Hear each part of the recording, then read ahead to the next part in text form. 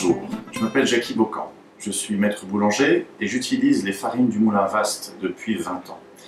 Donc aujourd'hui, l'idée de ce tuto, c'est de vous faire profiter de mon savoir pour faire du pain chez vous, car parfois cela peut être un petit peu rebutant de pétrir la pâte à la main, vu que c'est quelque chose qui est physiquement difficile, mais avec les méthodes que je vais vous montrer, avec ces deux petites raclettes en plastique, ça va bien vous faciliter la vie et je vais essayer de vous donner quelques petites astuces de professionnels qui vont donc améliorer la qualité de votre fabrication à la maison.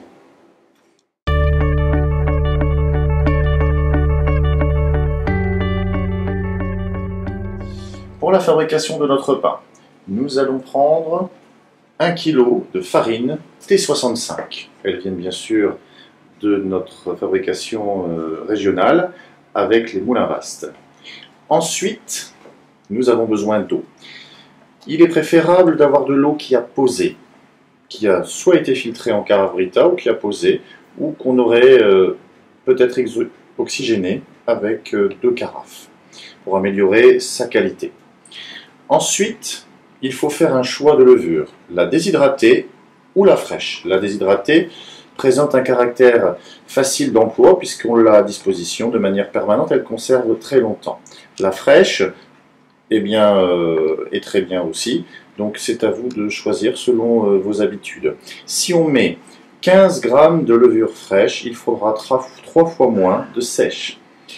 Ensuite, un peu de sel, le sel étant toujours facultatif puisqu'il n'est pas absolument indispensable, on en mettra assez peu, c'est-à-dire 15 g au kilo, ce qui est recommandé par l'OMS. Et ensuite, nous avons un dernier ingrédient, c'est la pâte fermentée ou levain levure. Cette façon de garder un morceau de pâte et de le réincorporer à chaque fois dans le pain est une technique plus que millénaire et donc aide à structurer la pâte et apporte du goût et de la conservation au pain. C'est donc une méthode qui n'est pas obligatoire, mais qui est indispensable pour faire un vrai bon pain de qualité.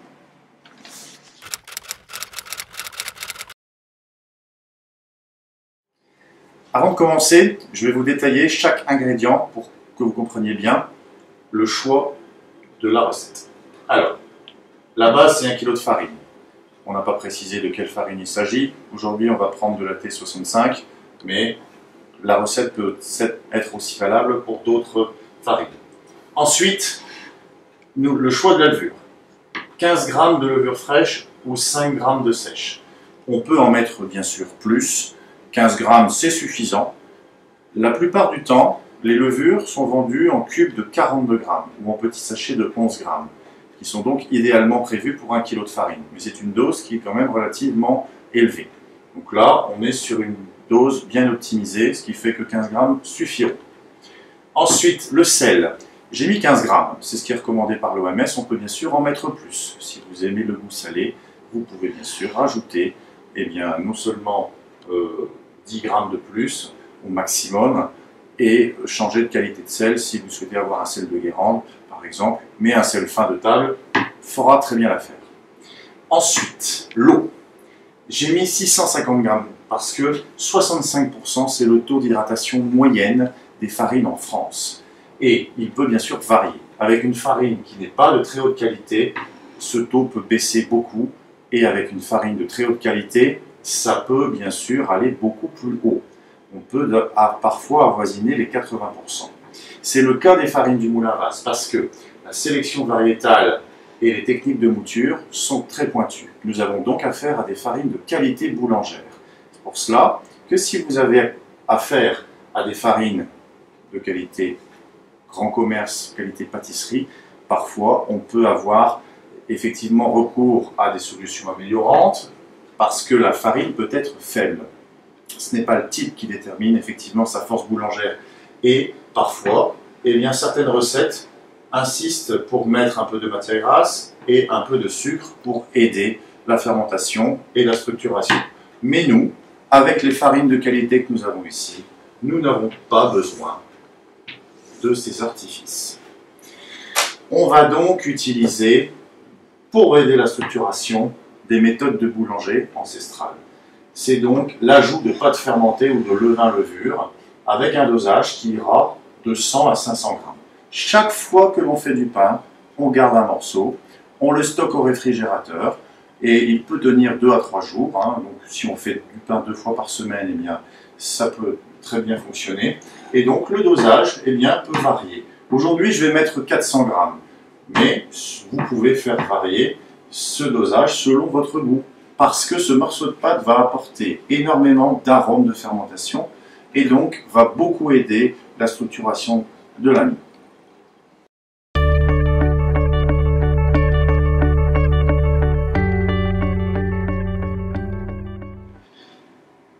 Pour réaliser notre pain, une balance est nécessaire, surtout quand on est débutant, pour peser la levure et le sel, et accessoirement la farine, sauf si on utilise effectivement un petit sac de farine déjà prêt. Voilà pourquoi la recette a été faite en 1 kg pour vous faciliter la vie. Les 2 raclettes en plastique, qu'on peut appeler des coupe-pâtes ou des cornes, ou accessoirement une raclette, eh bien, sont très utiles pour pétrir à la main avec la méthode qu'on va vous expliquer, qui ne nécessite aucun récipient. Un petit bac de plastique pour stocker la pâte si on choisit une fermentation longue au réfrigérateur. Une paire de ciseaux qui permettra d'inciser le pain avant l'enfournement. Une plaque de cuisson avec un papier de cuisson éventuellement.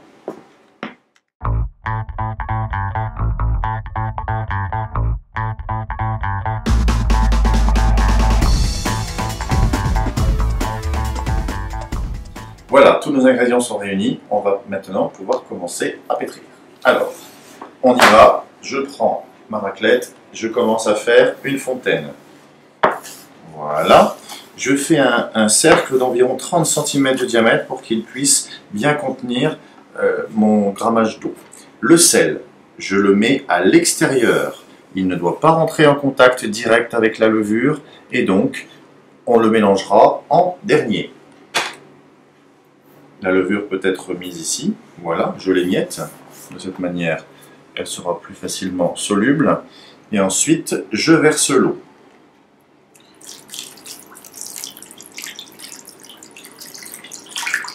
Je n'ai pas pesé l'eau précisément. Je vais donc, puisque de toute façon, ressentir si l'hydratation est nécessaire. C'est pour cela que je garde mon récipient et ma pelle de farine à portée de la main. Une correction est parfois possible. Maintenant, je suis droitier. Je mets donc ma main droite dans l'eau et je tiens ma raclette de la main gauche. Cela me permettra, s'il le faut, de rectifier s'il y a une fuite d'eau. J'attaque immédiatement le mur de farine de manière, tout en l'élargissant, à prendre un peu de farine pour épaissir. Je fais des gestes circulaires. Aussitôt, la levure qui est dissoute et maintenant réveillée commence à rencontrer le sucre de la farine. Des bulles apparaissent. D'où le nom de levure instantanée.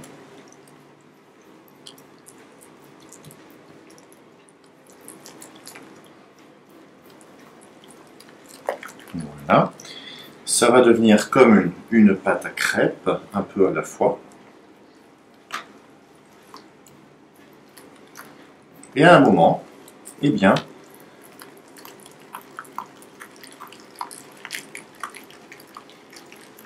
l'épaississement sera tel qu'on pourra donc terminer le mélange avec le restant de la farine et le sel. On y va. J'utilise maintenant ma raclette. Je mélange le tout. Voilà.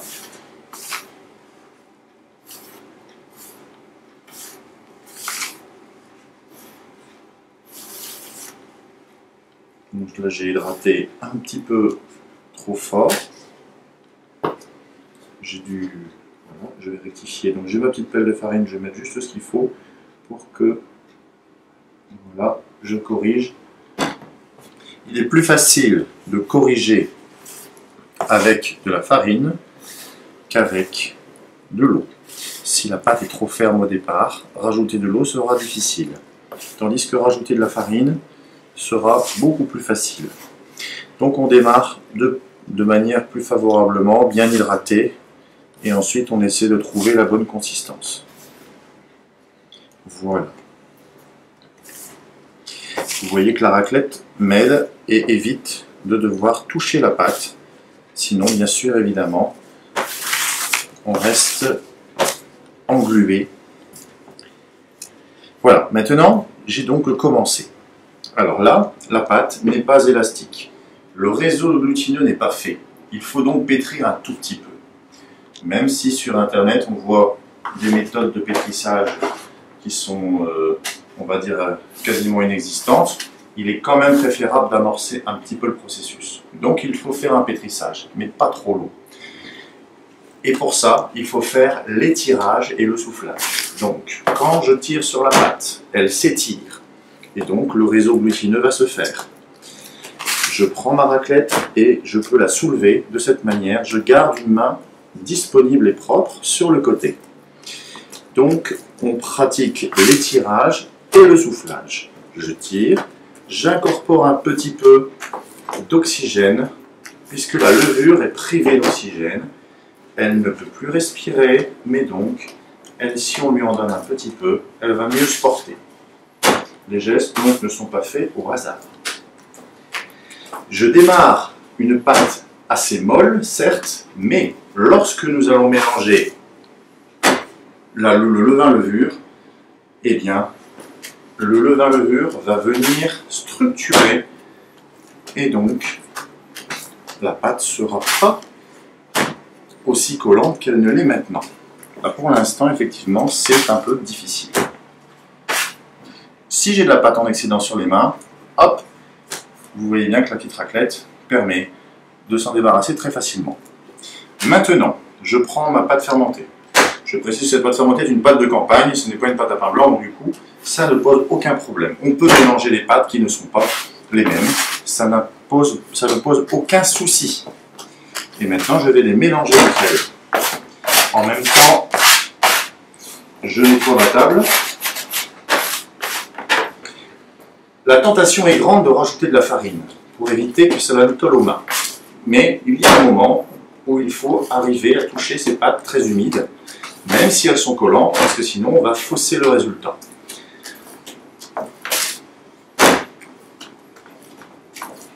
Donc, pour éviter de faire des efforts, les boulangers autrefois, eh bien, laissaient tomber le poids de leur corps et on pouvait donc pétrir d'énormes quantités de pâte. Ce qui fait que pour pétrir, il n'est pas nécessaire de faire des efforts et donc il faut économiser ces gestes. Voilà, la petite raclette me permet de retourner la pâte facilement, de façon à toujours pétrir de manière harmonieuse partout.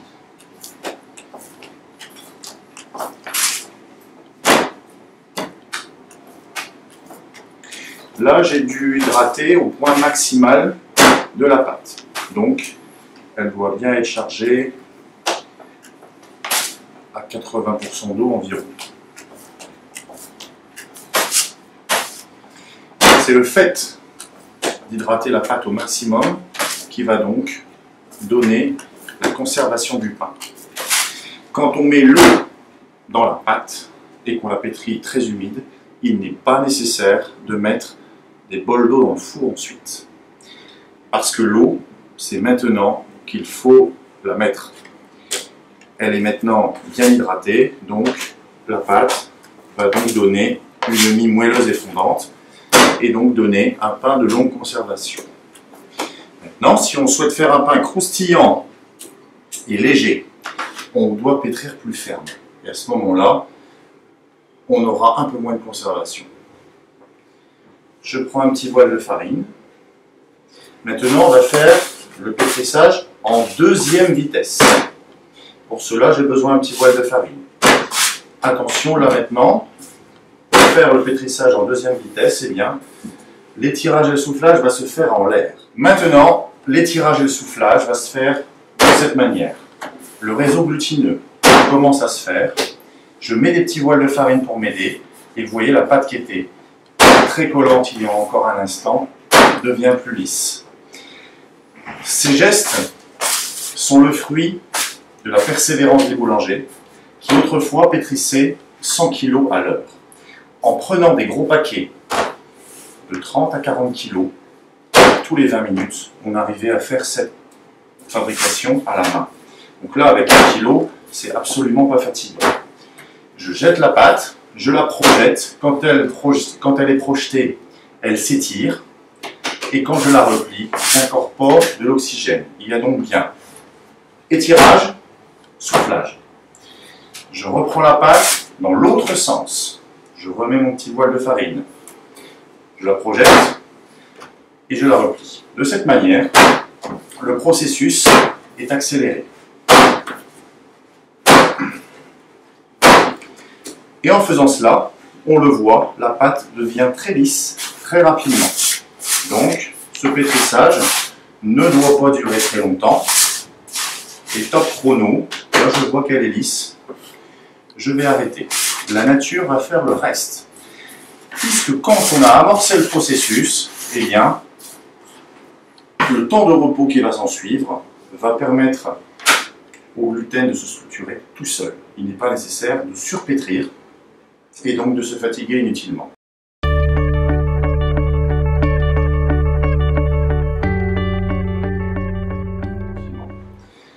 Maintenant, cette pâte, eh bien, nous avons le choix. Soit on la laisse reposer à l'air libre, auquel cas nous allons pouvoir la couvrir avec un torchon. Soit, deuxième solution, je la dépose dans un petit récipient et je vais la mettre au réfrigérateur pendant une nuit. Il faut bien sûr la couvrir, donc soit bien sûr avec un torchon, soit avec du film, soit avec une boîte Tupperware avec un couvercle fermé. Malgré tout, il faut quand même laisser un peu de volume car le gonflement continuera. Pendant que la pâte repose, il se passe des choses. La pâte devient plus lisse toute seule. Effectivement, nous avons de la farine structurante, donc nous avons amorcé. Maintenant, si on reprend la pâte maintenant qui a tendance à, vous voyez comme je l'ai bien hydratée, elle a tendance à couler légèrement. Il se peut que nous lui donnions des rabats de temps en temps. C'est-à-dire qu'on peut la replier un petit peu, si on veut, au milieu de ce temps de repos. La pâte va donc devenir plus lisse toute seule, et elle va reprendre de la force.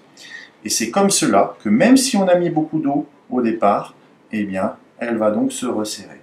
Et ces pourcentages d'eau vont être très bénéfiques par la suite.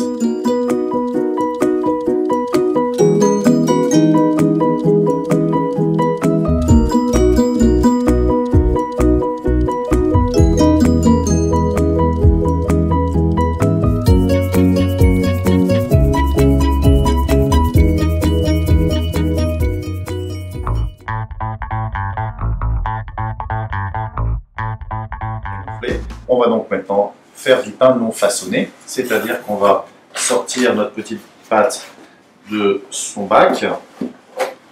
Voilà. Et donc,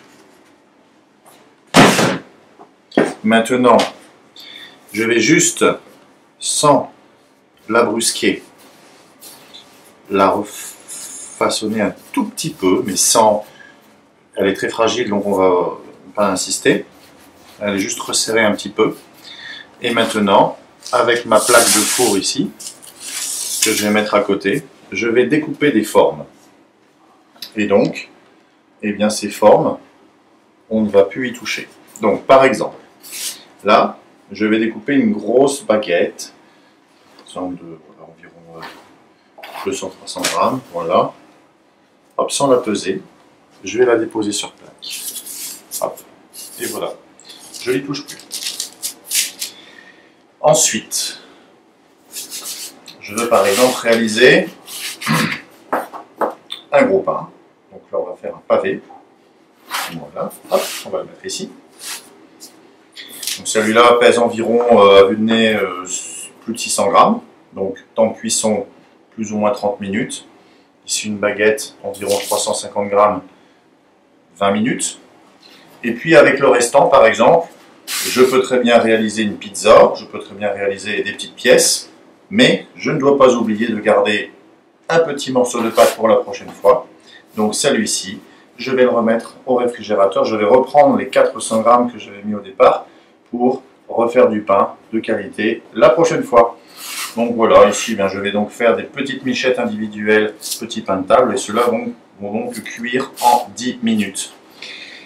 Je peux les fariner si je le souhaite, ça va leur donner un petit aspect rustique, ce n'est pas obligatoire, voilà. Et si l'on veut avant de mettre au four, eh bien on peut éventuellement faire des entailles, effectivement, voilà. À quoi servent ces entailles? Eh bien, la levure va mourir pendant les 10 premières minutes de cuisson. Eh bien, elle va expulser tout son gaz carbonique d'un seul coup, ce qui fait que ça va provoquer une gonflée brutale. Et en faisant des petits trous, eh bien, du coup, la levure expulsera son gaz carbonique sans trop déformer le pain que nous avons fait. Donc, ça a plusieurs effets. Et en même temps, on essaie de faire quelque chose d'esthétique. Donc, il y a plusieurs solutions. Voilà. Hop. Et en même temps, voilà, on peut faire des choses qui soient très simples pour aller vite. Voilà, donc maintenant que j'ai fait ça, je vais pouvoir mettre mes pains dans le four. On y va.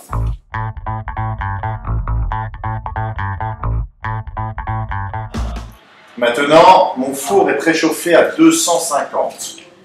Quand j'ouvre la porte, effectivement, et que je mets cette masse froide dans le four, eh bien, il a déjà perdu 50 degrés.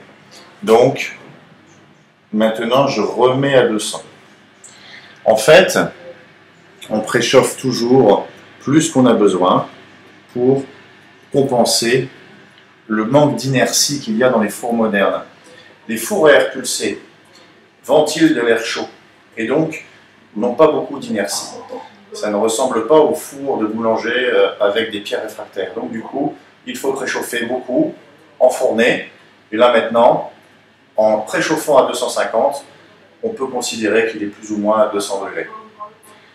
Il n'y a plus qu'à attendre. Donc les petits pains vont sortir en premier, la baguette en second, et le gros pain certainement en troisième position.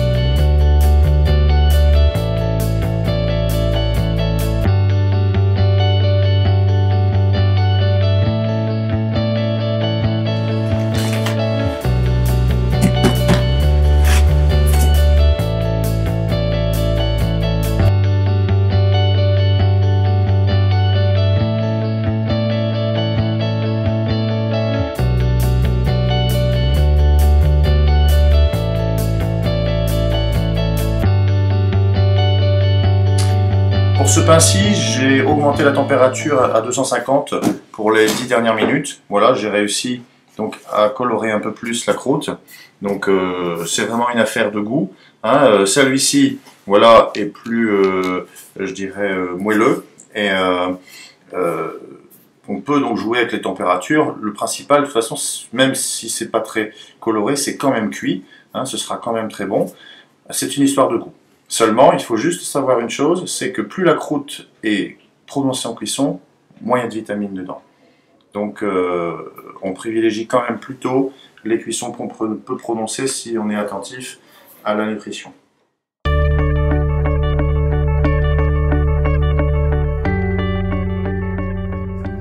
J'en profite pour attirer votre attention sur la qualité de l'eau. Alors, l'eau, eh bien, doit d'abord être de bonne qualité. Et nous avons de la farine de qualité, mais pour la qualité de l'eau, forcément, ça pose un problème lorsqu'on va utiliser de l'eau du robinet. Sachant que les produits de traitement qui sont utilisés pour rendre l'eau potable ne sont pas nécessaires à notre organisme. Donc, il y a plusieurs manières de les éliminer. La première, c'est d'avoir un filtre à charbon actif. Soit une cartouche Brita, soit un filtre qui filtre l'entièreté du réseau de votre maison. Si vous n'en êtes pas équipé, on peut laisser poser l'eau une nuit au réfrigérateur. Les éléments volatiles peuvent s'en aller d'eux-mêmes. Ensuite, il y a une autre méthode qui consiste à prendre de l'eau et à accélérer le processus pour faire évaporer et diminuer. C'est donc le fait de transvaser l'eau de manière répétée va donc éliminer une partie des éléments volatiles et en même temps, eh bien, l'oxygénation de cette eau aura donc des propriétés améliorées. Maintenant que j'ai oxygéné l'eau, je la récupère dans mon récipient et c'est vrai que, comme je peux observer, les gouttelettes d'eau qui sont ici en suspens sur le bol sont bien accrochées sur les parois. Eh bien, c'est souvent un signe de qualité. Cela veut dire qu'on a augmenté la tension superficielle de l'eau. Elle a tendance à s'accrocher aux parois. C'est ce qu'on peut constater quand on va en montagne et que l'on met sa main sous une cascade et que cela fait des perles d'eau qui restent accrochées. L'eau est donc de très bonne qualité quand elle est dilatée. Voilà. C'est un petit signe qui vous permettra d'avoir un repère. Ensuite, la température de l'eau. Je n'en ai pas parlé tout à l'heure parce que il y a plusieurs choses qu'il faut savoir. Nous allons utiliser des ingrédients qui ont donc des températures. La farine est stockée plus ou moins chaud. Nous sommes peut-être en hiver ou en été. Il y a donc, pour avoir une température satisfaisante pour que les levures puissent vivre bien, eh bien, ces températures, on les connaît, elles vont être entre 14 degrés et 24 degrés, par exemple. Donc, forcément, l'eau va servir de régulateur et la plupart du temps, on utilise de l'eau froide. Pétrir avec de l'eau qui est chaude pour nous revient à dire qu'elle est bouillante pour la levure. Car la levure, il faut apprendre à la connaître. C'est ça le plus important pour faire du pain. Il faut connaître les cycles de vie de la levure. La levure est endormie à 3 degrés. Quand je prends mon cube de levure du réfrigérateur, il est à l'état dormant et reste stable parce qu'il est au froid. Ensuite, je vais mettre la levure dans l'eau. Si l'eau est froide pour moi, elle est peut-être à 14, 15, 16, 17, 20 degrés, voilà, mais elle est froide pour la levure. Donc du coup, il faut de l'eau froide.